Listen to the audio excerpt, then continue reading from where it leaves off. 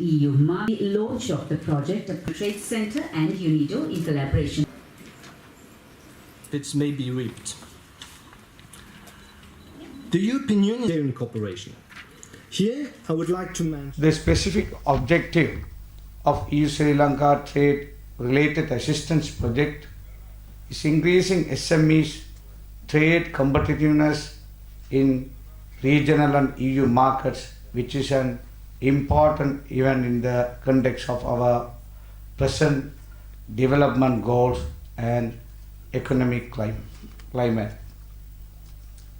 This project is being implemented with the expertise of both ITC and UNIDO and is timely and important activity for our country. This request was followed with the EU mission in Colombo. I am glad that subsequent discussions held with EU mission to expand the project to selected product sectors and trade facilitation have brought results, so that EU has finally decided on a project assistance of euro 8 million under the EU's regional multi-annual indicative program for Asia, MAP 2014 to 2020.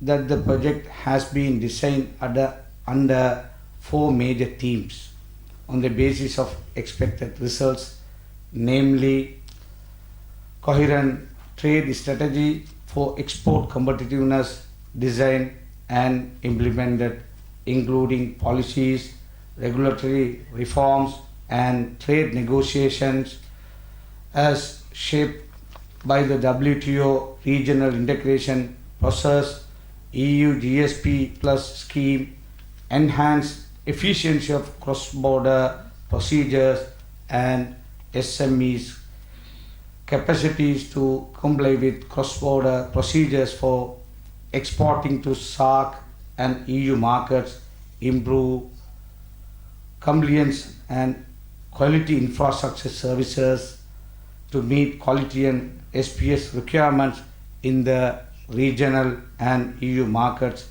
increase SME competitiveness in export-oriented sectors, spices, food and ITO BPO industry.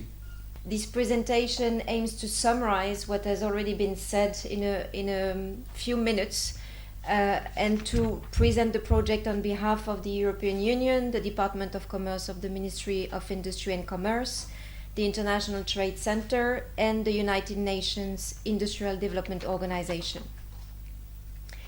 As mentioned by Honorable Richard Batuden, this project aims to support the government's plans to develop Sri Lanka, and trade and private sector feature as the main and key drivers to achieve the target of 7% annual economic growth, double income, and create jobs in Sri Lanka.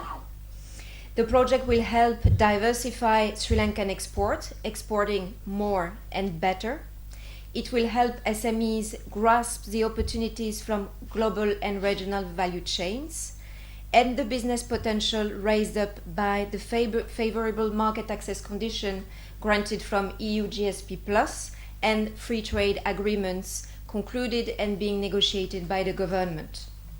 And the project will also enhance efficiency in cross-border procedures, the implementation of the WTO Trade Facilitation Agreement, and this will contribute to the government's goals to improve the rank of Sri Lanka in the ease of doing business indicator.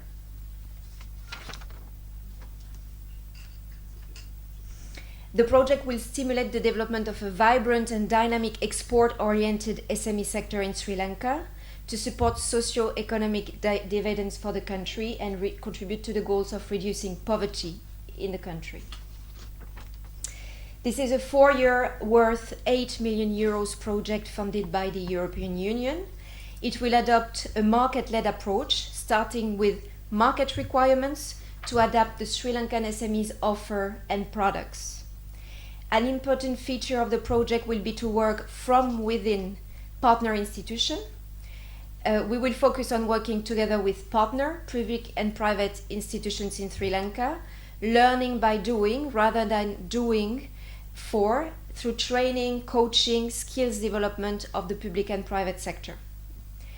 Women represented 35% of the country's labor force in 2014, and they are heavily involved in trade.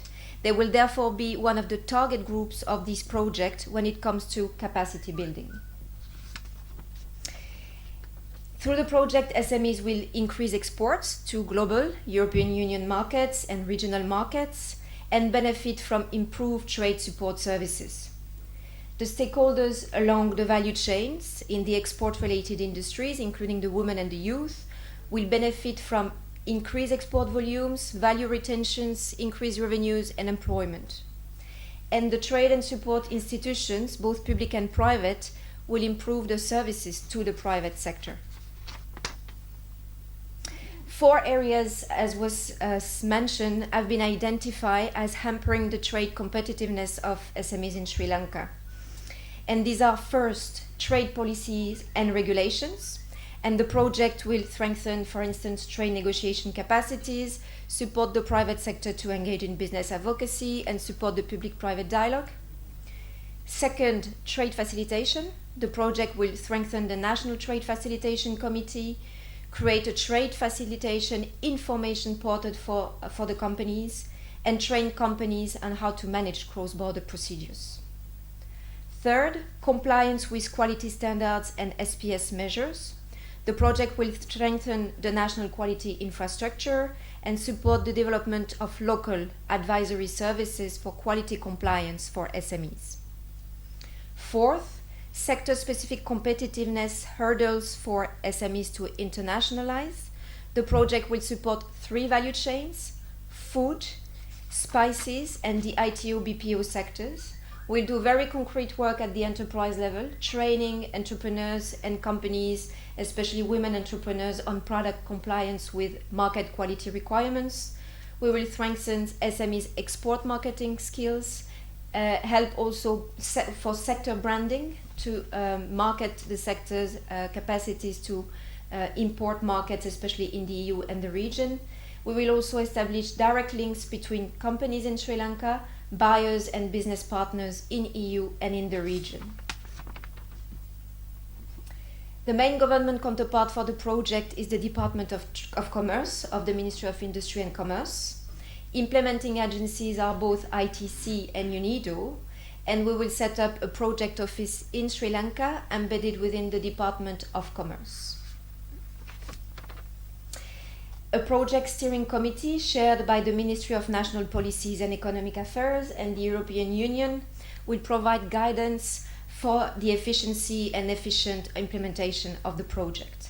There will also be working groups composed of key public and private sector stakeholders for each project component. It is a priority to ensure that there is sustainability beyond the project end. For that purpose, this project is really a demand-driven, as is explained by Sonali, and a private sector-oriented project. Technical assistance will be channeled through existing institutions, through existing working consultative bodies in the country and the private sector organizations. We will build and complement existing programs and initiatives of the EU, of ITC, of UNIDO, working closely with counterparts including the World Bank, for instance. We will also use and strengthen the local expertise to a maximum extent. Thank you. Thank you very much. I really should show this to the. Thank you.